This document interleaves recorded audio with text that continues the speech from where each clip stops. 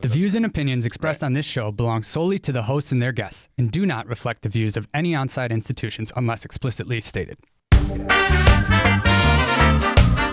What's up, everybody? My name is Steve Vanderwall. And I'm Justin Klosser. And we're your hosts of Cannabis Cum Laude, a podcast devoted entirely to cannabis.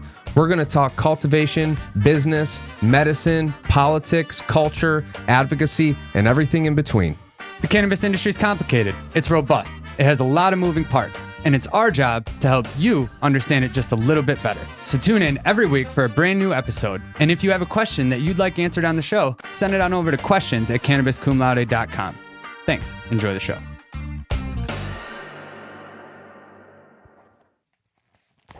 What's going on, everybody? Welcome back. Steve and Justin here for Cannabis Cum Laude. We are going to be kind of just going over some of the happenings on that we have and discussing a little bit more of the listener questions that we had come in. Without further ado, how you doing today, Steve? I'm doing good. It's good to see you again. Good to hear. Absolutely glad to be here. Our matching unis. Yes, sir. The Grodan Bros. Do you think people have caught on to the fact that we record both of these in the same day? I would hope so. Okay. I would hope so. We should just change shirts to mess with people. Yeah, just start switching it up. Yeah. Absolutely. All right. So before we run out of time, I'd really like to talk about like what's going on, and then we can kind of finish out with the listener questions, if that seems like a good idea for you. Yep. We do have the Roc City Cannabis Carniival coming up, people. You probably have already heard about it, especially if you listen to this show. It is going to be huge. If you don't have your tickets yet, we have them. There's going to be, like 70 plus vendors there. I think there's 75 vendors now. Expecting a lot of people. Yeah. It's going to be a blast, man. There's going to, I'm not even going to tell you what there's going to be because I want it to all be able to actually be there. Yeah, it's and logistically Sunday, September 5th from 2 to 7 p.m. The location will be announced the day before the show, so pay attention. 11 p.m. 11 p.m. Pay attention to our social media, #Hydro's social media. Pretty much anybody who's anybody in the local cannabis community is probably going to be posting this. We'll be sure to post it and post it again. But if you don't have a ticket, you should definitely go. This is going to be the biggest one I've ever been to. Quite frankly, I'm embarrassed. I've never even been to a cannabis cup. And this isn't really a cup. This is more of maybe a vendor showcase. It's going to just be an absolute ridiculously awesome time. The folks at #Hydro are just the best people on earth.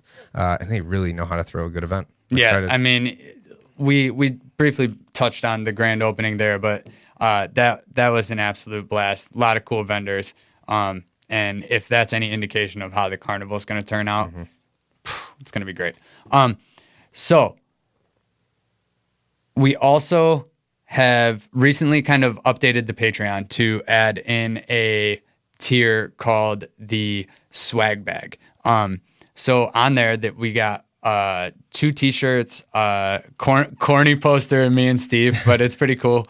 It's the cartoon one here. And also a coffee cup, because who doesn't like drinking a little coffee while they're smoking? Is there anything better? Wake and bake and bean. That's my motto. Wake, bake, beans. So you could go ahead and check that out. Again, the Patreon is www.patreon.com/Cannabis Cum Laude, or we will have a link in the show notes. We also have the Cum Laude Coalition, a Discord channel where everybody can kind of hang out, talk, ask questions about growing offline, chit-chat with other growers, chit-chat with other people in the community, maintain relationships, have somebody to smoke with, whatever you want to do. There'll be a link for that in the show notes as well. It's been really cool. We end up getting like a small group of people that show up every couple nights, right? And we'll hang out, just smoke, shoot the crap, talk about growing, talk about anything. Cool. Definitely join us over there. Other than that, we are, like Steve said, we went to the Lady 420 event this weekend. It was awesome. That was really fun. That was a little pop-up, a lot of vendors, a lot of good product. I even think I saw. Did you see plants there? I'm pretty sure I saw plants there that were like. I saw a plant that they were giving away. Okay, that's what it was. All right, that was still cool to see, just kind of hanging out in the backyard in the middle of the city. Yeah, it was awesome. It was such a cool event, dude. It was props to them. They threw a great event. The vendors were great. Infused food. I mean, all kinds of different infused, like prepackaged foods as well. Yeah. Flour, dabs, stickers. Beast Coast Packaging was there. I think we're going to talk to them about maybe doing some work, maybe on a tablecloth, something of that nature. Yeah, we're coming at you, Beast Coast. Dude, those guys, they do some serious. They're doing most of the packaging locally. They're crushing it right now. They do a good job, dude. Yeah. Their stickers are phenomenal. I saw one of their tablecloths. They did a great job. And they're doing all the bags and stuff too. Everyone's Mylar bags, like they Roc got a Genetics, New York legal logo. I will say that is a great, we've talked about different types of businesses, and that is a textbook ancillary business where you can have all the benefits of being in the cannabis industry, right? Because everybody needs packaging, right? But you don't have to deal with all the bull crap of touching the plant, right? So if you are in the packaging business, or you're, like lawyers and accountant lawyers is a little bit different, but like packaging like that is a textbook example of an ancillary business, and Absolutely. They're crushing it. Give them a follow on Instagram because they're cool people over there. Definitely. Yeah, and then we have this weekend coming up. We have Chronocopia, which is going to be in Brockport. You can find information for that on our social medias. That's going to be fun. A little bit more of an intimate setting, but it should be a good, fun hangout. And same type of thing: infused foods, different products, all kinds of different vendors coming to hang out. I'm pretty. I don't want to put my foot in my mouth, so I'm not going to say that.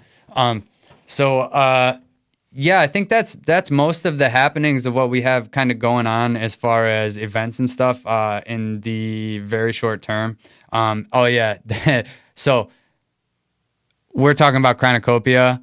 That will have already happened by the time this episode comes out. So sorry about that, people. But yeah, it was anyway. Yeah, it'll be fun. It was more than likely a blast. And also, if you listen to our podcast and you are throwing an event, especially in the local area, hit us up. We'll help you. We'll do what we can to get some eyes on there. Yeah, help organize. Maybe we can talk about like doing some production at the event, and then like doing a recap video, something really sweet. No doubt. So let's knock out a few listener questions real quick before we end up having to sign off here. Where do you want to start? I want to talk about supplementing CO2 in your grow. Should you do it? Yes or no? Depends on your situation. Oh, man. I knew you were going to say that. Always going to be like that, right? So I would argue that if you are exhausting your space in any event and it's not in some way kind of being circulated back, no, you shouldn't. You are paying for something that you are just sending out the window with a fan, right? And that is silly to me. Like you're really just wasting money. However, CO2 will help increase your yields, but it will only do so if all of your other parameters are in check, because you can only I have a saying I'm trying to come up with, but it's not coming to me, and it kind of resides with you're only as strong as your weakest link, right? So like if one area of your grow is faulting, if you're using an incandescent light bulb, we'll say, you're not going to get any benefit from CO2 because it doesn't have the energy to utilize that extra carbon to help build more photosynthate. You know what I mean? So like essentially if you have enough light going on and your temperature's good, your watering's fine, all that, supplemental CO2 will help boost your yields for 1,000% certain. It is tried and true, proven across almost every plant. You know what I mean? I mean, probably every plant. I just say almost because there's probably something that's like, oh, CO2, I'm going to die, but. Well, it's just like anything. That's what a supplement is. It's not to be the main, if you're not, just like lifestyle, like if you're eating like crap and not exercising and blah, blah, blah, and you take, a dietary supplement, it's probably not going to work that well for you. You need to have like all these other changes in place. You know, in the context of growing, it's, you know, temperature and humidity and light and blah, blah, blah. If those are all dialed in, like you said, and you add CO2, you are definitely going to get improved yields. Well, so I just want to make sure we're not confusing anybody there, because it is a necessity. Like carbon dioxide is 1000% a necessity, but you already have an ambient 400 ppms of carbon dioxide in the atmosphere right now. The air we're breathing, actually ours, because we're in an enclosed room, it's probably even a little bit elevated, right?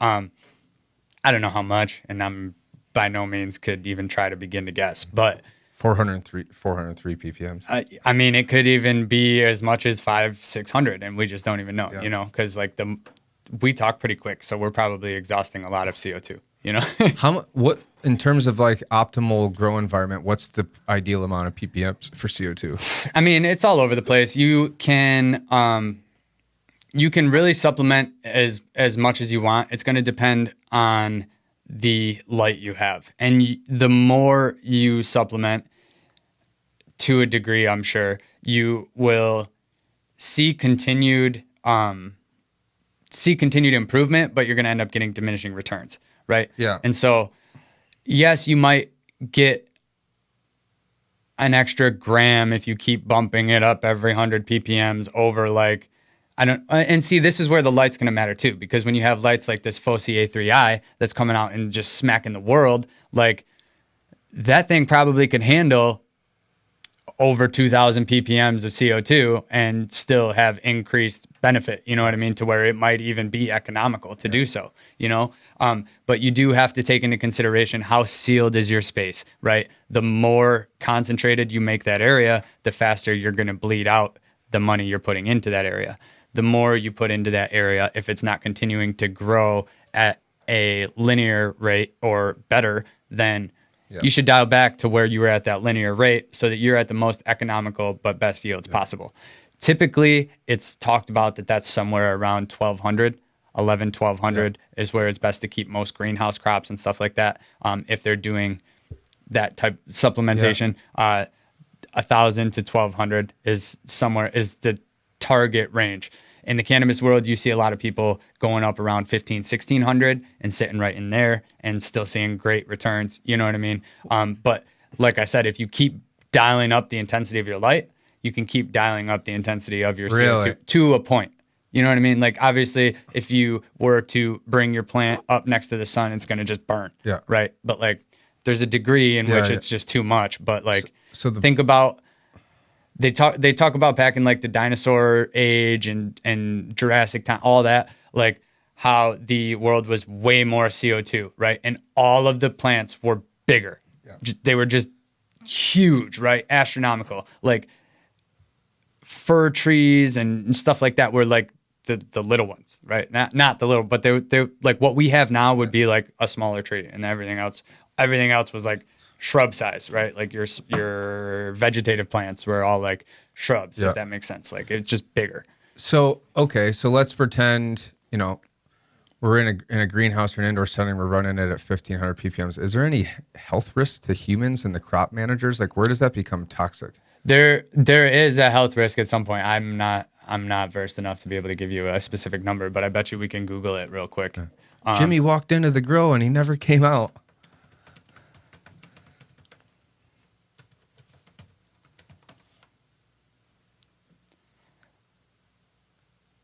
This 5,000 ppm. Oh man, you got so you're okay. Yeah. Crank it. I mean, but if you're supplementing that much, you would have to be careful to the area that you're supplementing at, because that immediate vicinity is probably going to be much higher concentration before it actually disperses out. Unless you're doing it with like gas tubing and stuff like that and actually dispersing everything right. But if you're just using like a burner, like, and you're trying to crank that burner so that it's pushing out that much, that right near that initial point is going to be higher than what all your sensors are measuring. You know what I mean? In a small home grow, this isn't a concern. Like it's going to be pretty similar all the way around. So how do you set up, like, is it just like a big CO2 tank put in, like, and then you add some sort of... So you get like a monitor and controller, right? And I personally have never used CO2 because I exhaust like as in a home grow. So I don't know how you would set it up in a home grow, but you get a monitor and controller, and that hooks up to your tank, right? And it has a sensor that measures what the ppms are. That's the monitor, obviously. That communicates with the controller. When it drops below a certain ppm, it opens up the valve, lets CO2 out. And what I've seen in some greenhouses is they will have CO2 is heavy, so it falls. They will have, like, just above the canopy, they'll have tubing run with little holes, and it gets pushed through that tubing, and then will come out and, like, kind of fall down on top of the plants, right? So yeah, that's what but in a home situation, I mean, some people just burn, like, just like burn propane with, like, a propane burner in the corner. Not recommending that. You could probably burn your house down. Yeah, don't you know do what that. I mean? But, like, there's many different ways to do it. You can use exhale bags from mushrooms, which they say maybe they're not really worth the money. I don't know. Like I said, I don't use CO2 because I have always exhausted. I've always felt a need for a carbon filter, and I've always found when I don't exhaust, I end up with heat issues. So I have just always exhausted, and that has just been my thing. Yeah. When I can get into a not tent and I have, like, a more built out space with floor drains, all that, we're going to look into CO2. You know what I mean? But right now it doesn't. Plus, if you're in a tent, you could get it kind of sealed, but those things are porous, man. You are going to lose stuff. Like, still probably worth it, in my opinion. If you run that like a sealed room, if you're able to do that and not have heat issues somehow, if you got a tiny little AC that works well, great. Do it. CO2 will help. CO2 does actually also help with heat, though. So, like, if you have too much light, too much heat, having extra carbon dioxide will help it be able to manage that heat stress a little bit. How? I don't know the mechanism, truthfully. I just know it's a thing. Huh. It's like, I think because it's able to utilize that energy, right? The waste heat energy, and with the CO2 there as a substrate, it's able to kind of just photosynthesize a little bit, or maybe it's something to do with the gas not allowing them to transpire as much. And I'm spitballing right now, to be honest. Makes sense. All right, so we kind of hit CO2 pretty hard there, but let's maybe try to knock out one more question. Yeah. And before we get going, what? Well, I'm curious. What's the best medium to grow moms in? Okay, so this is another one that it's really going to depend on your preference, right? You can use anything. There's no wrong answer here, other than, like, trying to grow it directly in muck or something. You know what I mean? Like, something that's going to be saturated and kill it. But, like, you can really use anything. Rock wool, whatever, is going to be fine. If you're trying to keep a tighter area, something with a smaller root zone, maybe rock wool is going to work for you. You can honestly, I personally am like a clone of a clone of a clone kind of guy. And I just think that you don't really need to worry about it, right? So I just put it in whatever I'm going to keep growing in. Like, that's typically what I use, whatever's on hand. It's fine. If you did want to try and stick with something else, because maybe it didn't need to be watered as often, or maybe, I don't know. I honestly don't. I can't really come up with reasons why you would do it a different way. I would just use whatever you're using for your medium. Yeah. Yeah. The only thing that I was thinking is, because I'm going to be running a decent, rock wool, but for my moms, would it be easier if I threw in, like, a cocoa perlite, little more of a buffer, and would I have to, like, be in, do I have to go, because the way that I'm going to irrigate is going to be, in veg, 3, maybe 4 small shots a day. Do I have to do that all day, every day with my mom, or do I just, and that's assuming I want to keep that mom forever. Obviously, if you got a primo cut and a good pheno, you want to hold on to that mom for a while.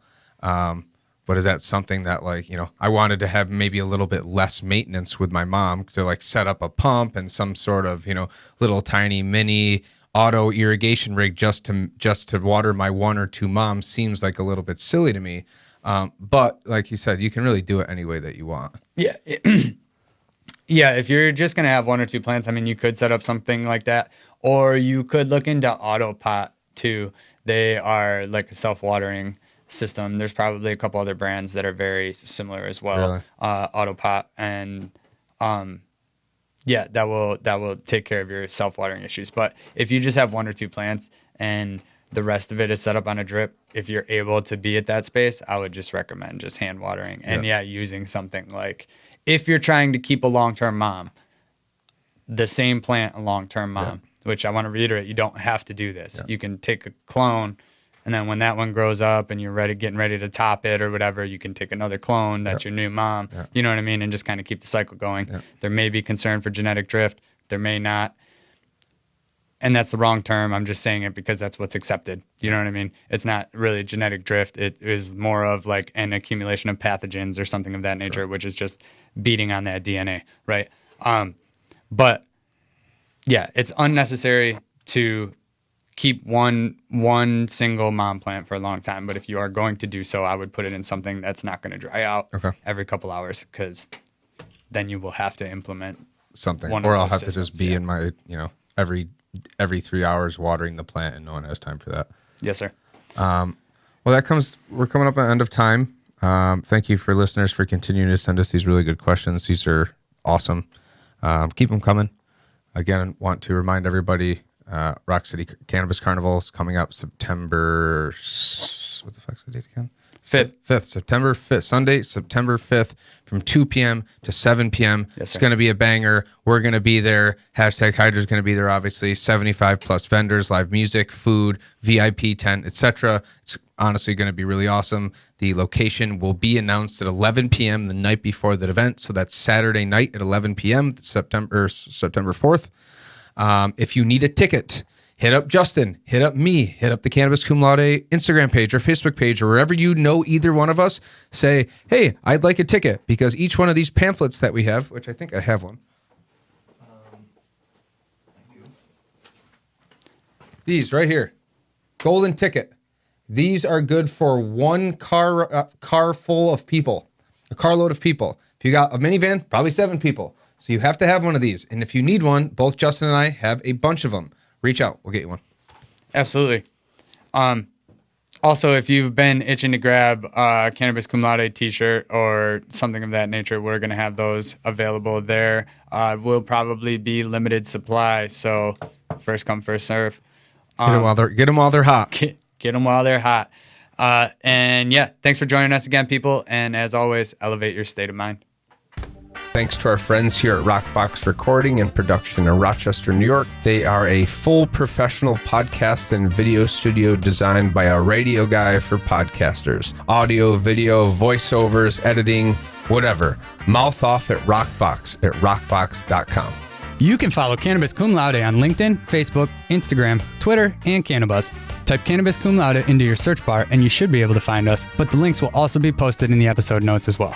If you want to help support the show, head on over to Patreon, and that will ensure that we're able to keep the best quality sound and video coming to you on a regular basis. And if you liked what you heard today, please don't forget to rate and review the show.